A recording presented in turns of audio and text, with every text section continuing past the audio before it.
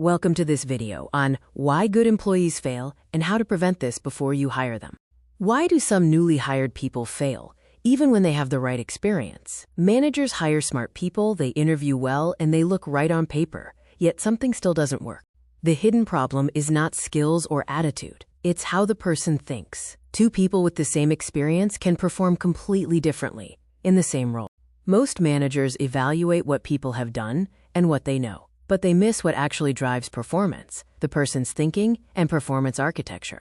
Introducing the LAB profile. It identifies patterns behind how people are motivated, how they make decisions, and how they process and perform work tasks. These patterns determine what a person can and cannot do consistently.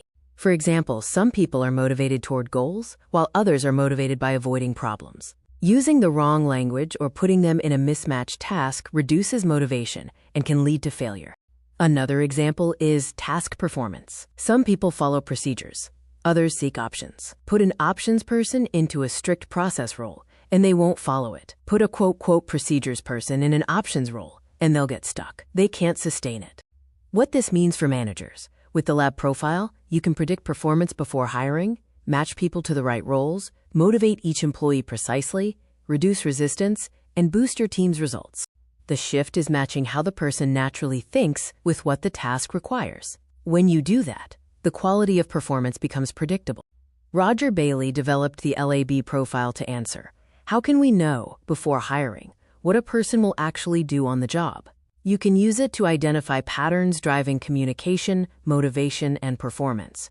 Imagine identifying top performers' patterns and using that knowledge for hiring.